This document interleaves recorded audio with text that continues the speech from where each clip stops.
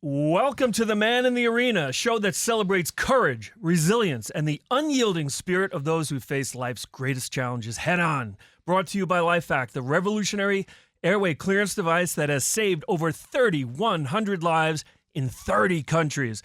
This show is a tribute to the heroes who refuse to stand on the sidelines. Inspired by Theodore Roosevelt's timeless words, it is not the critic who counts, not the man who points out how the strong man stumbles or where the doer of deeds could have done them better.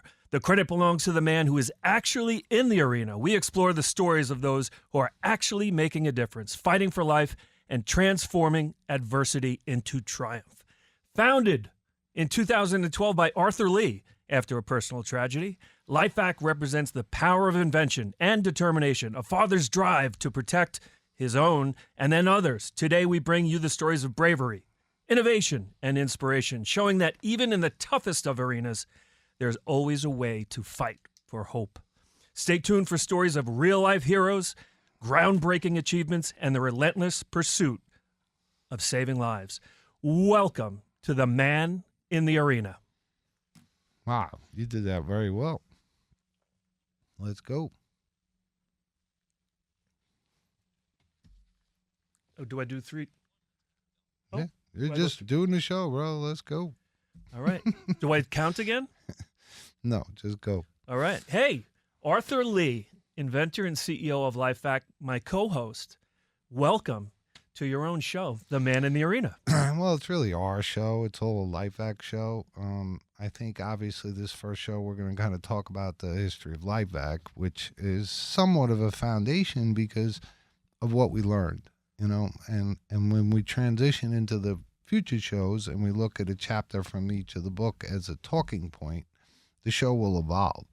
But I think, it's exciting. We're going to be in various markets, and hopefully we can get a message out of core value and get back to core value.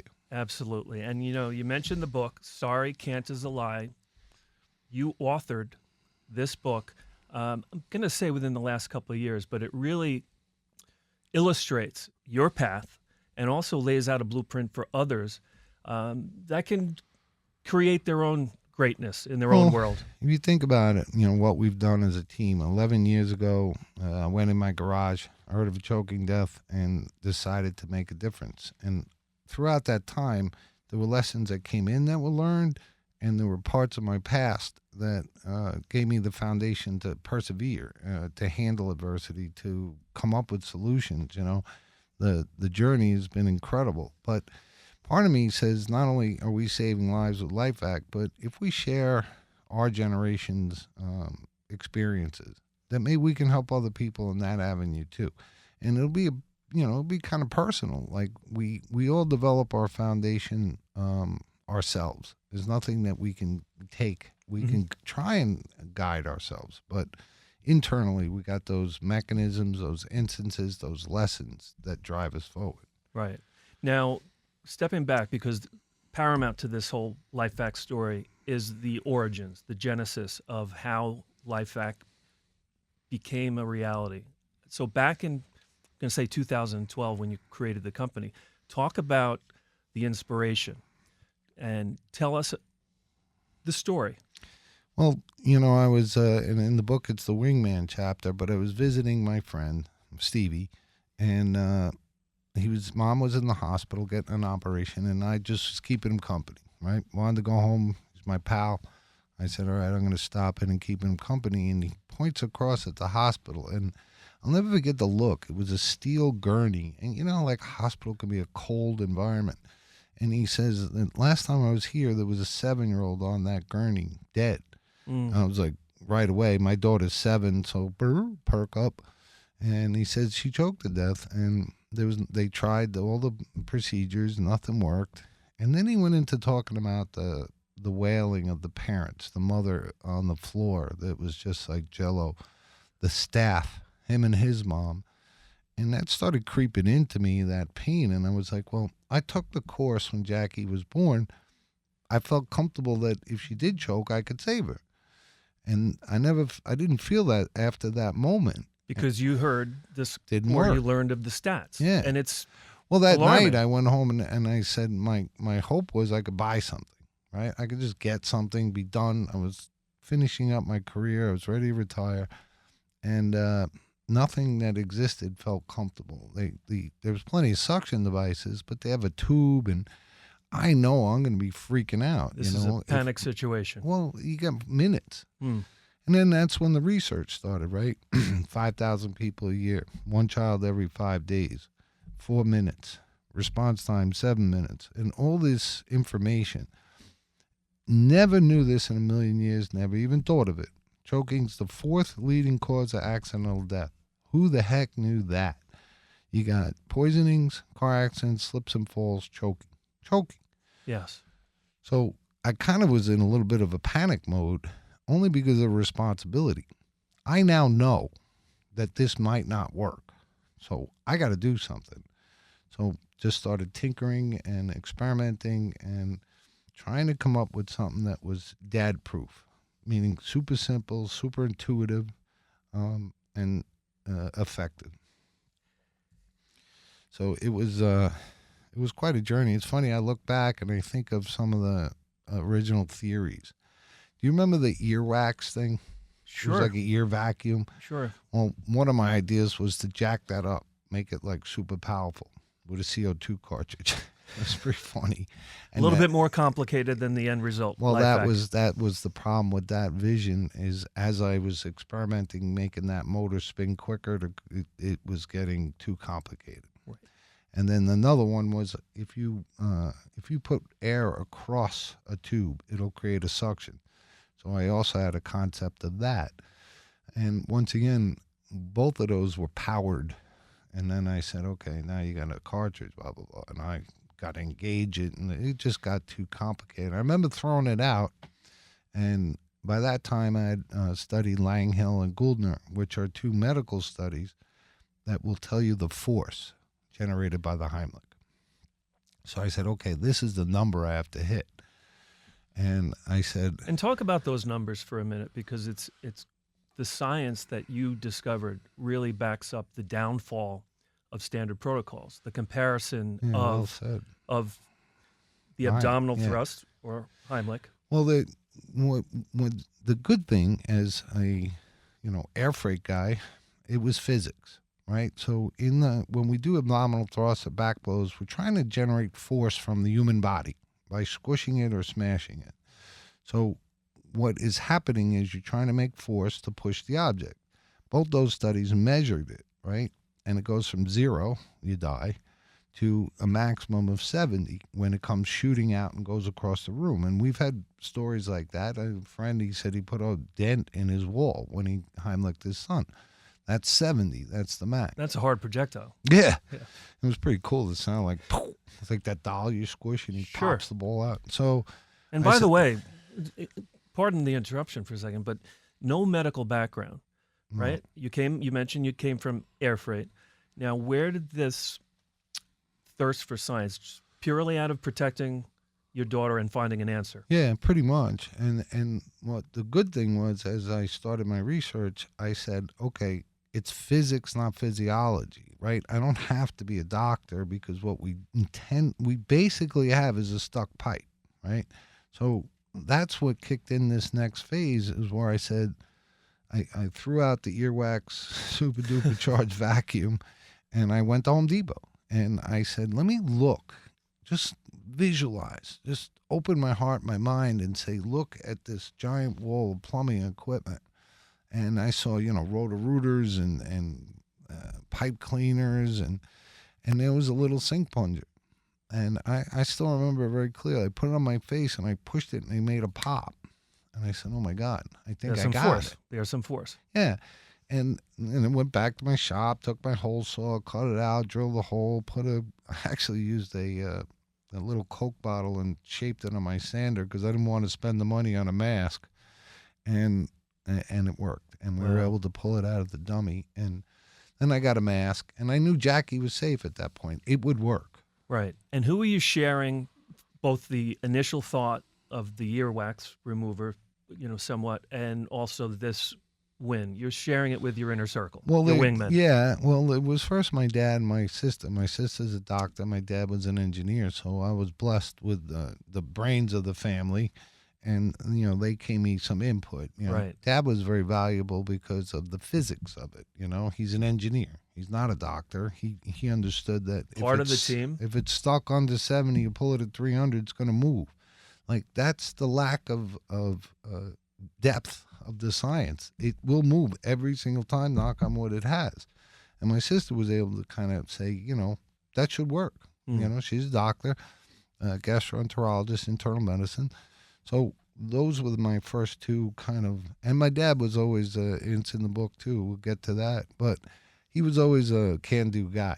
Mm-hmm. He helped put a man on the moon. He was part of the space program. So I grew up with a pretty good can-do attitude, And then Mike Singer, my buddy. And when I was on my dock back in the days, I would go into my office. I'd always come through the warehouse to talk to the guys and take a look and see what we destroyed. So this is the shipping day. Yeah. And he was a guy I would talk to all the time on the dock. And I showed it to him, and he's like, let's go, which was just an amazing moment of faith, hope, because originally I said, okay, I could save my daughter. I can go back to retiring. I can go back to what I worked 18 years and 20 plus years in transportation to achieve. Right. But it was a special night that you and your daughter shared annually. But this one was a little different, where you'd go out to the beach. Yeah, and it really was special. Well, it really was.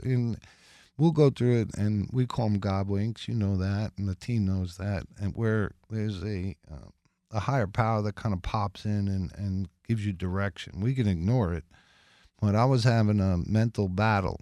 Right, take it easy. You got your daughter; she's safe. If you take on the entire world with a sink plunger glued together in your garage to change medical procedures, you're dead. You're going to get slaughtered. You talk about that and say everyone, not Mike Singer, certainly not Steve, your family, but other people were indicating this is impossible. You can't do it. Yeah, and plus is a big you get a lot of, and, it was actual laughter. I mean, think about it. I had a sink plunger with a 3-inch hole saw with a hole in it with a mask glued together with electrical tape and Gorilla Glue, saying, I think I can end the fourth leading cause of accidental death. I don't blame him for saying you got something wrong with you, But but I did have them, and I think I'll tell you about the moment where God talked to me on that. Yeah, we're coming back. It's the man in the arena. He is Arthur Lee, the president, CEO, the all-around inventor of LifeVac. My name is Rick Fatcher. We've got more coming up, so stay tuned. Welcome back to the man in the arena. I'm Rick Fatcher, and I'm sitting with the CEO, inventor of LifeVac, Arthur Lee. Arthur, you were before the break talking about the magical night, the history of LifeVac, the genesis, and of course, you and your daughter, Jackie. The cool thing is, I got to chill, and you're doing great with this. At the Godwink, right? This was the first big Godwink. So every year before she'd go back to school, we would go out to an island by my house, just me and her, make a fire. Back then we had stuffed animals in the tent, and we'd just have a daddy-daughter night, make s'mores, and enjoy the life. That night in particular was amazing. It was very calm, and the stars were brilliant, And I always get a very warm feeling of looking at that tent, I've camped my whole life. We didn't have stuffed animals and pillows and little lamps. Well, that's where Jackie has requirements. Yeah. It's almost glamping. But it was the cutest tent ever. But now I have this devil and angel conversation going on. So the devil's saying, you're good. Retire. You earned it. Don't worry. You can take care of your daughter. So 48 years old, yeah, right? 47. A long career in shipping. You built your own company. Me and my partner, my buddy. Yeah. You and your partner and your buddy. So there were thoughts of planning for kickback. Well, the day he and I started it with two guys in a closet, and I can't wait to sell it and retire, because my vision was that was a man in the arena you could try, and if you succeed, you get to retire early and explore. I wanted to build boats, and I wanted to be a good golfer. But Both of those. Well, the golfing I've witnessed. That wave bye-bye. Yeah. You can hit the ball a long way, but we just have trouble finding it. Yeah. That's definitely went bye-bye. But so the devil is saying you earned it, but the angel is saying, how you gonna see a story about a child choking to death or a person choking to death? Like we just saw. And know that you had this thing. Right. And the devil's saying, God, are you kidding me? He said, you know nothing about medicine. You can't do this. You're going to get clobbered. There's the FDA and there's science and medical testing.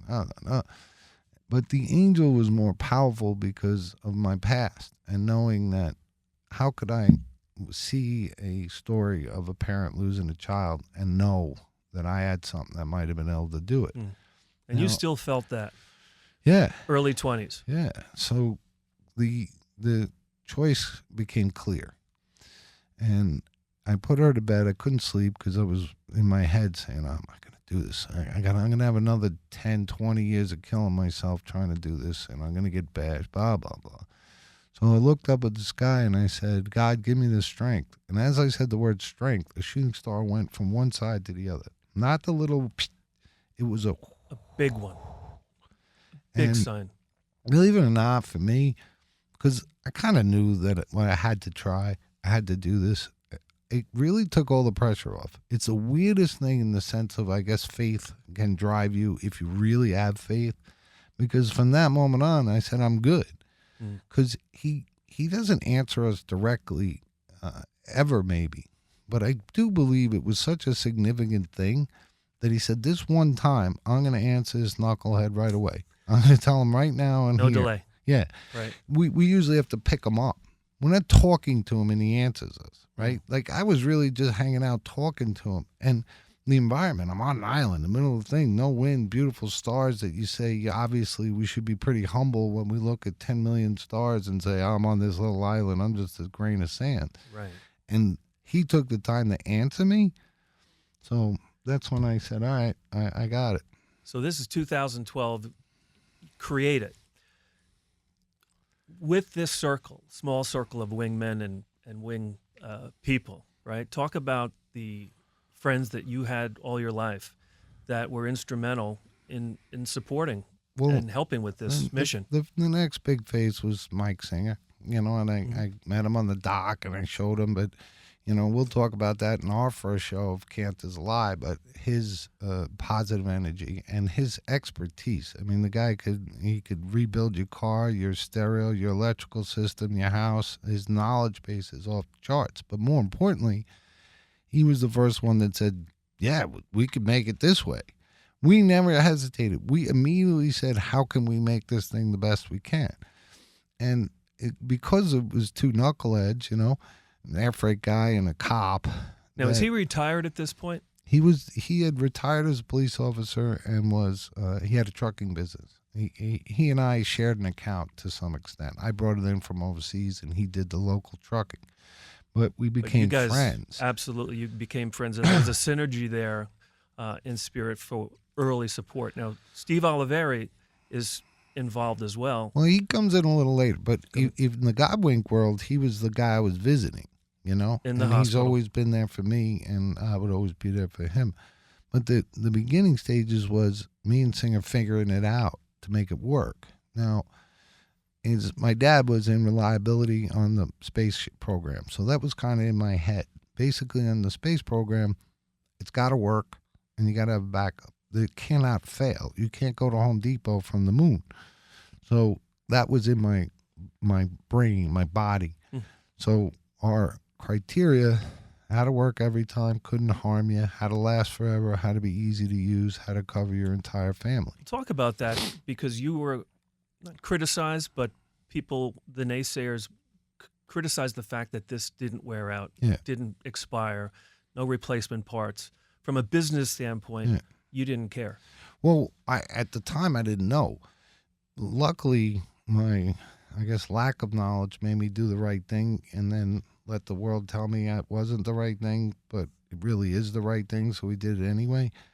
So me and Mike, tried different echinations, and the goal was to make it always work, simple, Panic-proof. and last forever. And we accomplished that. right? We used a ball valve, we did a canal system, but this took years of back and forth and some hilarious conversations because on the vent, we spoke in car language, There's a famous discussion we had in front of like an engineer about whether it was a Camaro hood scoop or the side scoop to a 59 Corvette. And we're arguing, and the guy's looking at us like we're out of our minds. Like these guys have no idea what they're doing. Yeah. But the goal was to make a very safe valve, one that you couldn't put your hand on. It's my dad, right? Reliability. You cannot block the valve on the LifeVac. It will not push the object in. It's a ball valve. It won't fail under load, and it won't deteriorate. Yeah. All these years later, that's still one of the first questions that come up for someone like thinking about it. Is going to push this obstruction further down, and you knew right away that can't be an option. Yeah, that was obviously in the terms of the FDA, it's do no harm. So that's your Hippocratic oath. Yep. Well, the FDA's mandate is whether it works or not. The first step is it can't hurt you, or it should not hurt you. You'll see it though. May cause death. If they determine that it's worth the risk, they'll do it. But we made it so it can't hurt you. The force and the inability to push it in. The force compares to a cough, which I think is very comforting to folks that are doing these comparisons. That was kind of a God wink too, because if you went to NASA and said, make a plunger that is specific for this job, they would go through billions of dollars and they would come back with that Home Depot sink plunger, because the volume of air and the force it generates is perfect. It's right around 300, just a little bit above 300 millimeters mercury. It's only 160 milliliters of air. Can't suck your lungs out and all this stuff. But to get to your point of I thought it was a good idea to make something last forever. I remember we had a first meeting with someone. Now, this is years. We're in about 2.5 years of development and testing, and we force testings and simulations. And we'll get to the cadavers. But so now we're in a meeting, and we present it, and the company says, well, it's all well and good, but you got to triple the price, and you got to make it expire every year. And I said, well, why? I'm not going to do that. And sadly, that's why we're not in every school in America yet. But we're in 10%. We'll get there. But that was a bad thing, right? Because you don't have the residual income every year that the school has to throw it out and get a new one. But in my head, I said, if I triple the price and make it expire, the mom in Idaho can't buy it. Who's leading? It's too expensive. Who's been leading the mom in Iowa and all across the country, and caregivers, and have really led the charge, even though, and we'll talk later about the first save, which came from the UK. Yeah, but you want to talk about the kind of the pain point. And it wasn't a long thought, but it was a thought ethically. If I made it expire and increase the price, we'd be in every school. Mm-hmm. But then the parents can't buy it. So one way or another, people are going to die that don't have to. But I thought in the long run, more people need it than the schools for now. I will fight that battle. And then I just made it free for schools, so I solved that problem. They really didn't like that. But that was the ethical battle.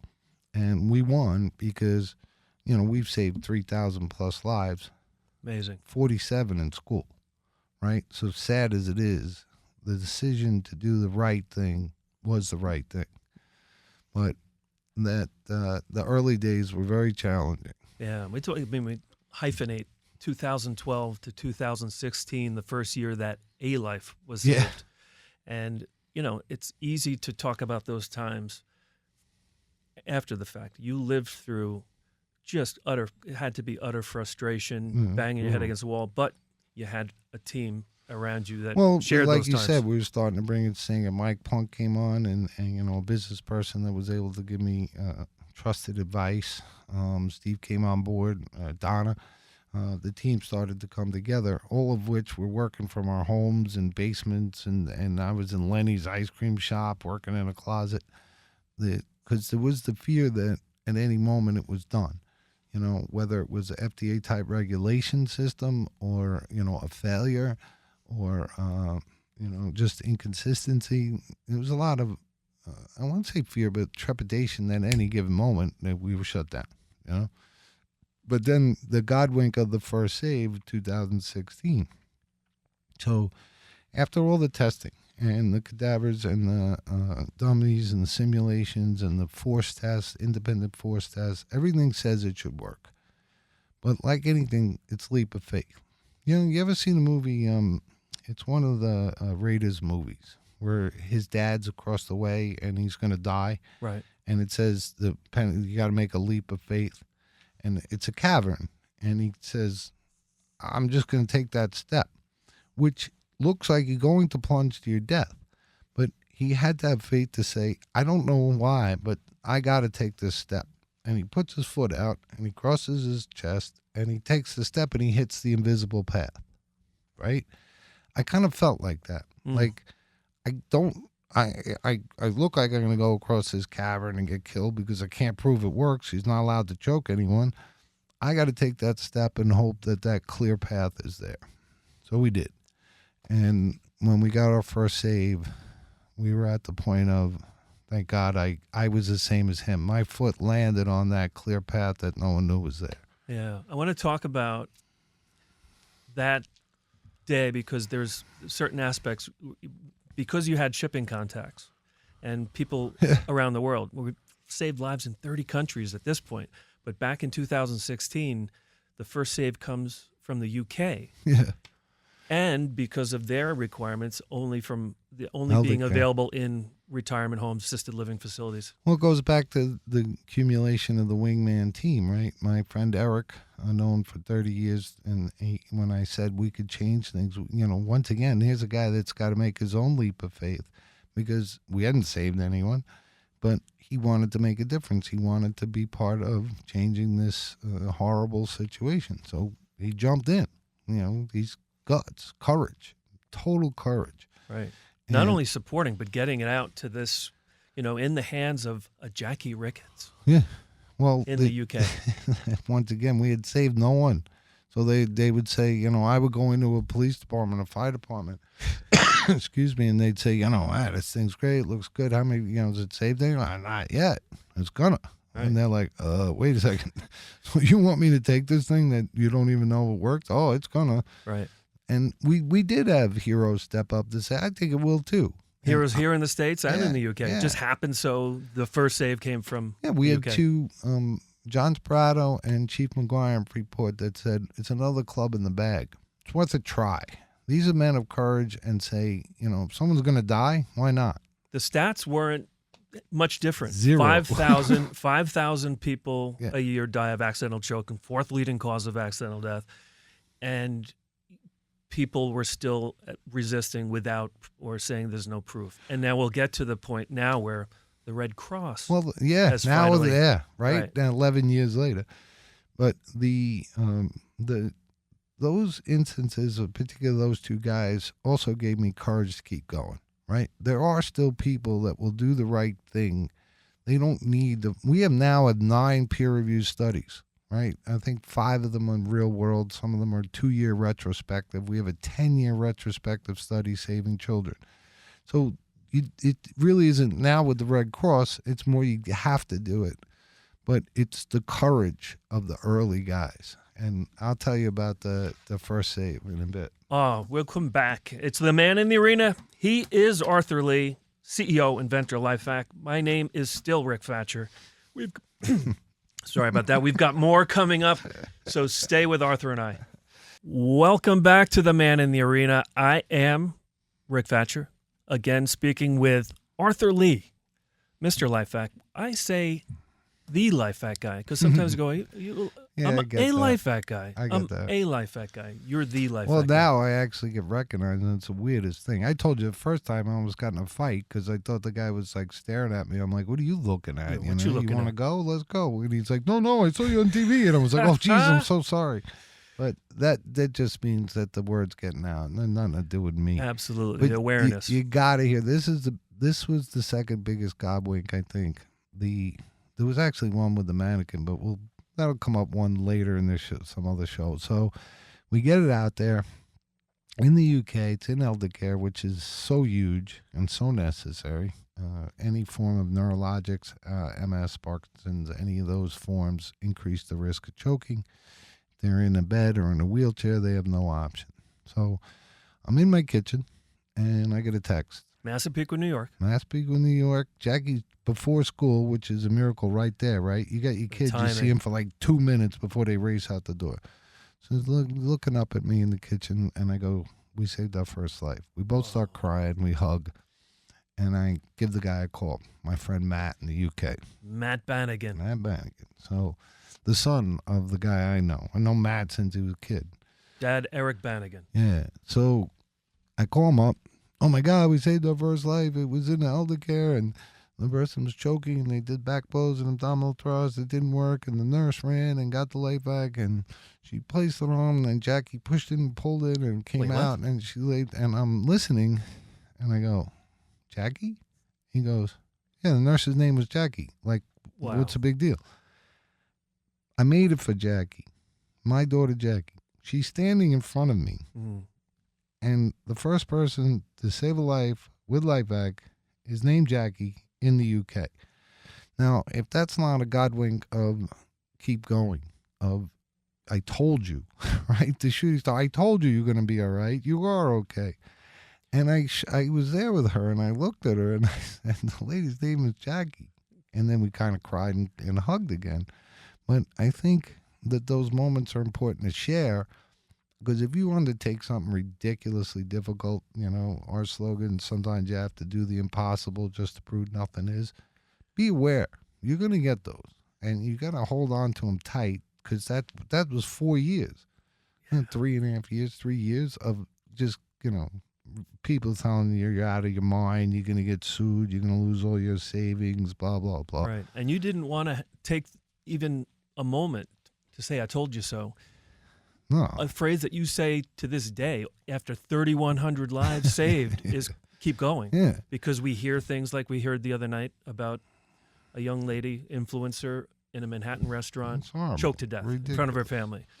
Totally ridiculous. And that's another form of keep going. I remember reading, it's humility too.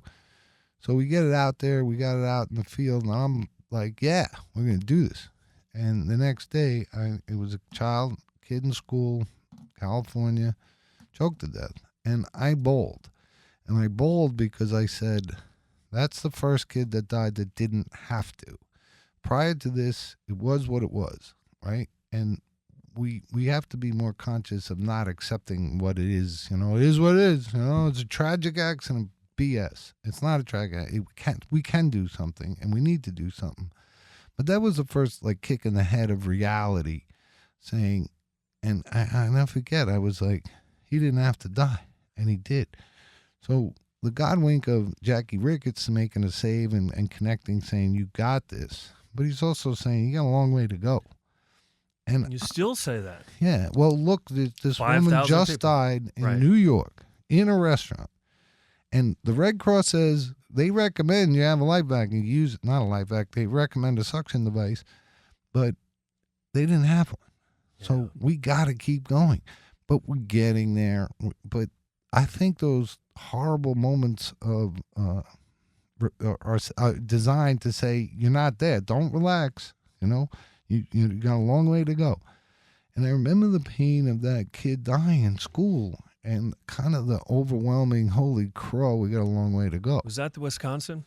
No, it was a child out in California. I think, God, I used to remember his name. I remember he was in California, and the Google alerts came up. And I was feeling good. We'd saved a life. We're going to go change everything. And but the numbers were still... Boom, punch in the face, Yeah.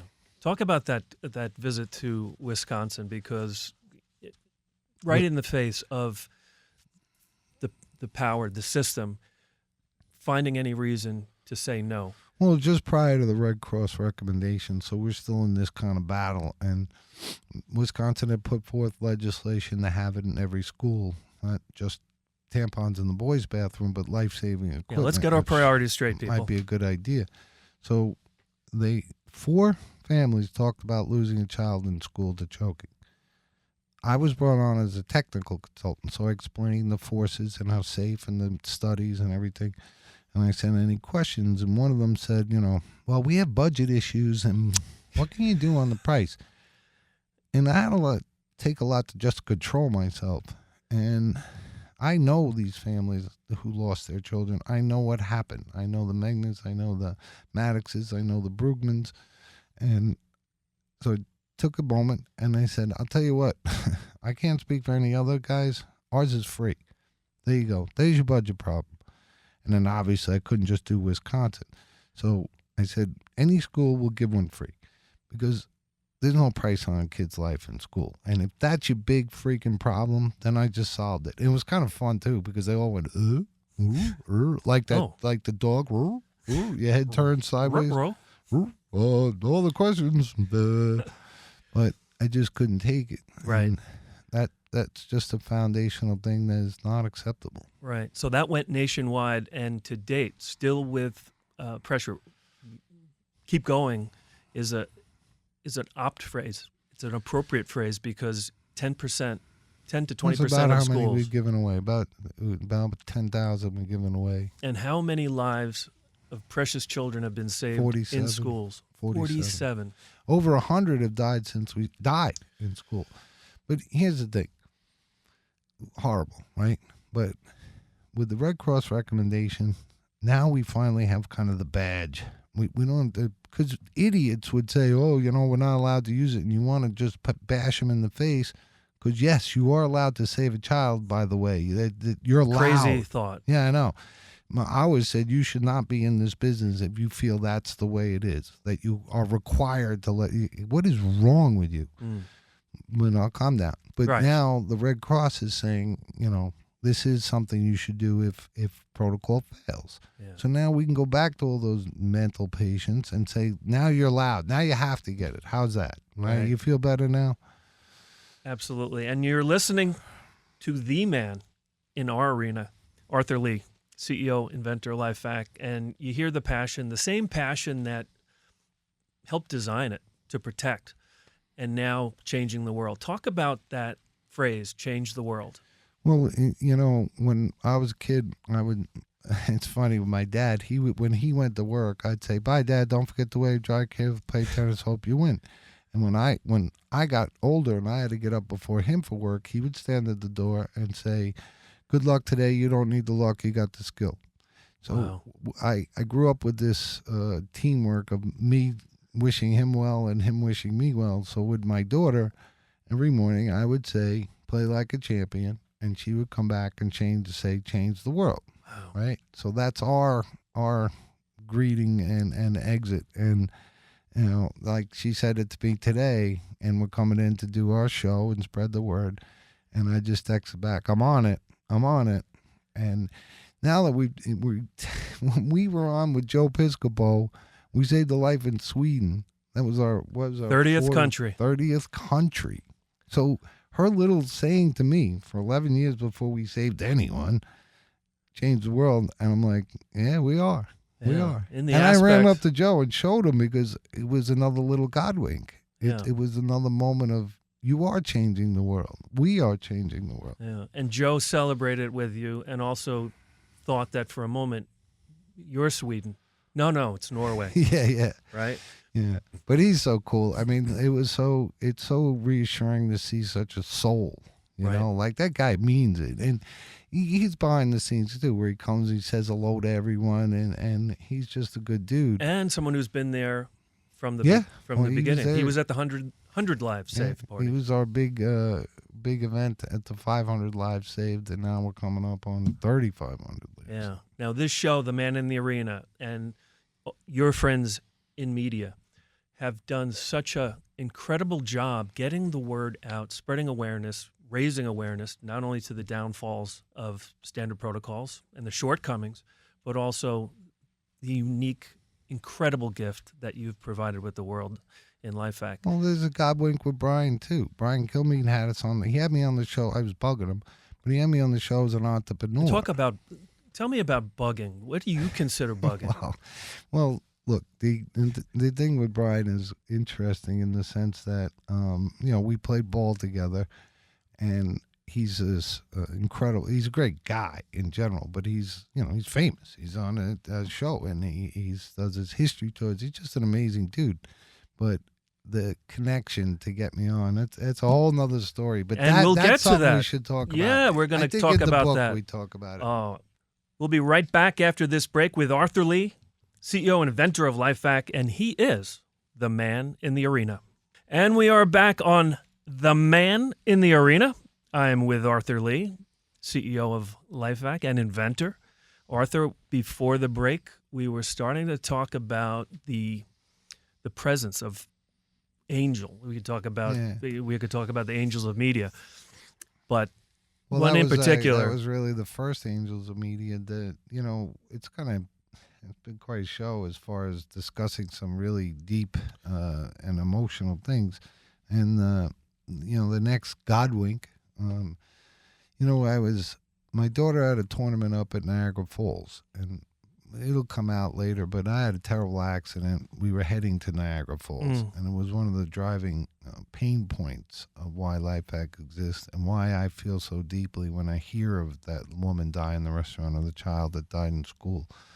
But me and my buddies, when we had the accident, were going to Niagara Falls. So here I am. You never got there. I never got there, and it was always in my head to pay tribute to them and go there. And my daughter had a gymnastics tournament meet, and I'm going. And I'm walking up to the falls, and my phone rings. Now, I'm thinking of my friends that I lost in the accident when we were heading there, and I'm thinking about LifeVac and everything. I'm not answering my phone. No. I click it off. Next thing, phone rings, Brian. Brian killed me. Fox and Friends TV show. My friend, your friend. Teammate. And wingman. So now I'm answering. Brian don't call you. He certainly shouldn't. But if he does, you answer the phone. So I'm like, Brian, what's up? This is bizarre. I could see the mist of the falls, the destination that destroyed my life. And you would describe your relationship at this point as slightly stalking. Right. Yeah, well, I was gently bugging him because I would see him at the gym and we were soccer buddies. But he says, "Hey, Art, the producer's trying to get you. We have a segment on entrepreneurs. You can get on." And Ryan was always there for us. Obviously, he had to be protective of a lunatic with a sink plunger. But as we gained momentum and credibility, he was always wanting to help. He just wanted to make sure he could. So as I'm walking up to the falls, I get a note. And that was the kickoff. That was really our first breakthrough as far as public, right? We went on Fox and Friends and a lot of units out there. And it was the beginning of media saving lives. Like we have that chart. I think Brian's third, in how many lives his message has saved. And that's what this show's about, too. It's about the gobbling. It's about the foundational souls. And as we go through it, we get more into each chapter that makes a foundation of our being connected to lives saved, right? And how media... media gets, it's always bad. Well, it's bad a lot of times. Yeah, but Brian and his radio show or his TV show has saved, I think, something than 30 lives, double digits, 27 lives, which is directly related. So media can do good, right? We can get good word out there. And that was a very emotional moment because it was another moment of you're going to be okay.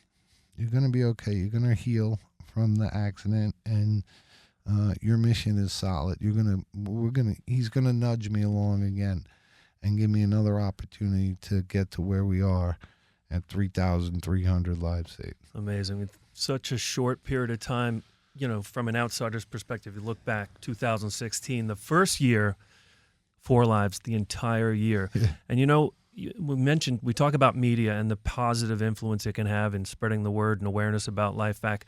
Talk about, you brought this to my attention. Baby Gabriel saved in an Eggs Up Grill in South Carolina. So many great aspects of the story, but the patron saint of media.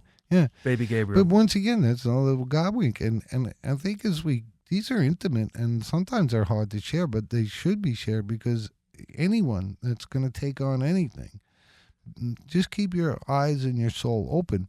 You will get reassurances. Like, what are the chances of that? So the little child, right before his first birthday, gets saved by a good Samaritan, caught on camera.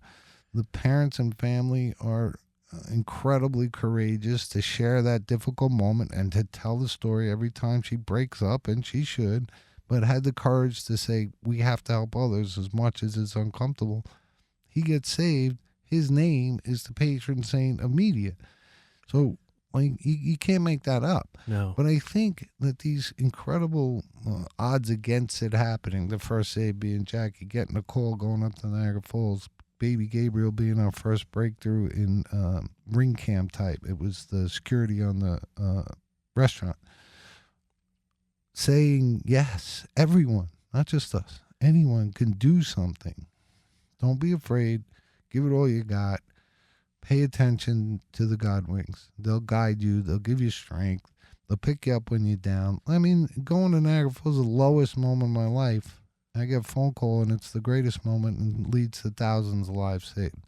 So the difficulty of making that walk. And you sharing it, too, in turn saves lives. Yeah. The invention saves lives, sharing the story, sharing the pain. Now, you've written this book, Sorry, Can't Is a Lie, which will be kind of the backbone of this show, points, The Man in the Arena. Talking points. Each chapter gives another slice of your journey, of the journey that could be for others, and how not just LifeVac, but people change the world. But that's kind of why the combination of LifeVac and the God winks and those things is to come together in this to raise awareness not only to choking deaths and that there is a solution, but to Joe Schmo that goes in his garage can go change the world. I know because we did it together, me, my friends, my family, and we did it. So it can be done. And the guiding talking points are those little moments in life. They're not what you think. You know, it's not like I saw it in school or I read a book by this guy that told me to exercise in the morning and stretch and meditate. You know, we're talking Little Rascals. We're talking movies. We're talking my dad, my uncle. You know, there's a chapter on going over Niagara Falls in a bubble.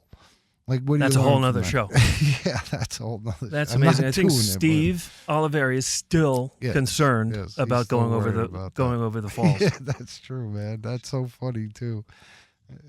That's so good. Fantastic. But that's the point. We'll use the book as a chapter guideline of a fundamental development of your persona, your non-negotiables inside you, and then share the experiences of LifeVac on its way to saving lives all over the world. So maybe if we share it, we have the courage, because a lot of it I don't want to share, but it's like the parents. I have to be courageous enough to do it and maybe help others. Yeah, I think of the Kohlers immediately, the pain, sharing the story of what happened at Eggs Up Grill with their son, and it immediately impacted the sharing of it. Brittany Weir, another save, but they were inspired to get their LifeVac from watching the video of the Kohlers. Right? Absolutely. Because you write that on social media, and it's so appropriate. These are heroes for sharing. Yeah, and we have a lot of people who lost children that are now fighting so it doesn't happen to others, which is just mind-boggling courage. But courage still exists. It's definitely taken a hit, you know, with these idiots that would say, oh, I have to let the kid die. So, but we can bring it back. We can bring it back. I think we need to reinforce that if you do the right thing, you're going to be okay. You just have to fundamentally understand that and not be afraid. I'm going to do what's right, and whatever happens, happens. You've been doing it since 2012, and gosh, 3,000 lives. I know. It was the 1,000 Lives Saved party just last summer. I know. And you know what's crazy? We're coming up on 3,000 kids. Amazing. Watching Jackie graduate and saying that's not even a third of what we saved. Amazing. We're going to talk about so much LifeVac, but we're also going to talk to other men, women in the arena, similar stories, similar inspirations. And gosh, in your circle, so many amazing people coming in and out, doing great things. I think next week we're going to be talking with Law Enforcement Appreciation Day. How awesome is that? Because, you know, and that show is going to really be about the appreciation we have to have for their mental makeup. You know, we think of them, you know, facing danger, But like Dalton told us, that's not their biggest concern, and we're going to show gratitude for that side of their job next week. Yeah. So that we'll be talking to folks from Glen Cove. We're going to be talking to Who John used Salerno. LifeVac to save a life. Yeah, absolutely. Right on our tiny Long Island. Yeah. On the They island. were great, weren't they, at the party? Fantastic. They were out there dancing. Absolutely. Absolutely. More It's fun. energy. So we'll be back next week. I'm Rick. I'm with Arthur Lee, CEO and inventor of LifeVac, on The Man in the Arena.